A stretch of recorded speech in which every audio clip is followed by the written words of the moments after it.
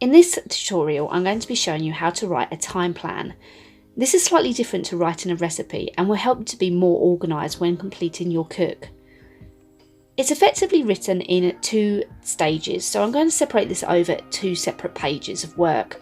The first one here is going to be where I write a list of equipment, ingredients and any other materials that I need to complete my final cook.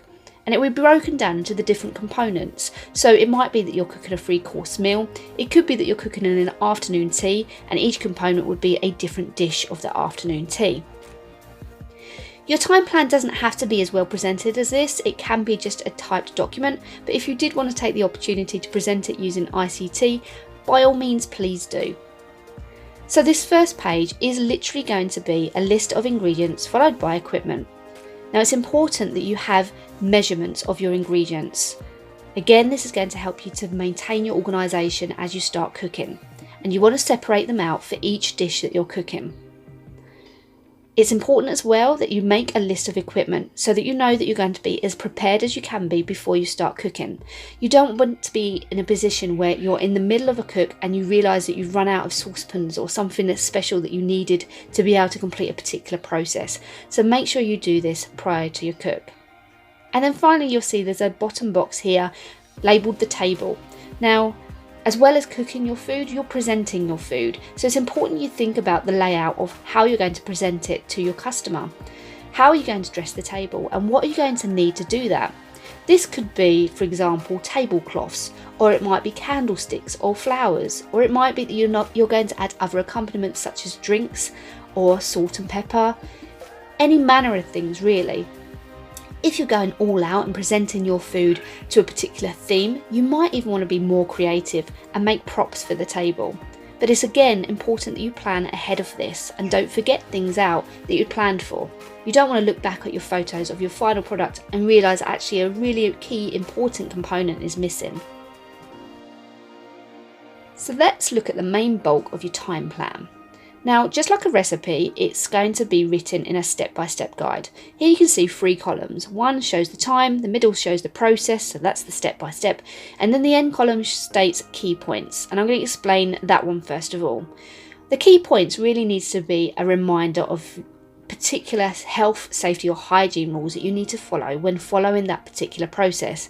So for example, step 1, prepare myself for the cook. Key points, this is you breaking it down, tie hair back, remove jewellery, apply apron and wash hands thoroughly. Other examples of a key point might be, for example, if you've handled raw meat, a key point could be make sure you wash your hands to reduce the chance of cross-contamination. So these are just a column really for little reminders and ideally linked to health, safety and hygiene. The process itself should be fairly straightforward because you've written recipes up to this point.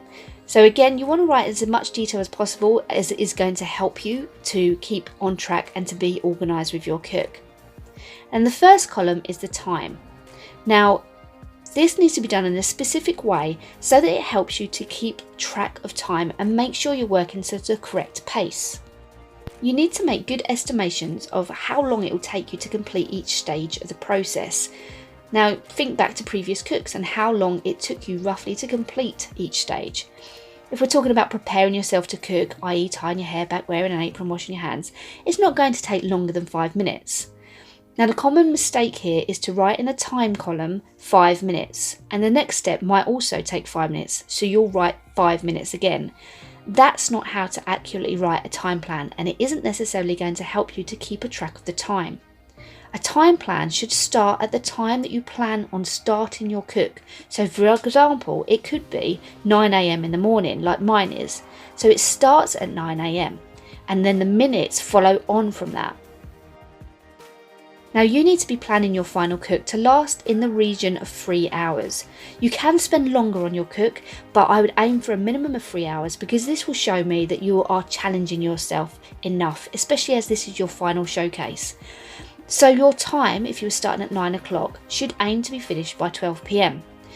If when writing your time plan you figure out that actually you're going to be finished by 10 AM or earlier or later than that but not quite the 3 hours, this could be a good indicator that perhaps you've either underestimated how much time to spend on each step Or it could be that actually you need to add some other components or more challenging dishes to ensure that you are really showcasing what it is you can do.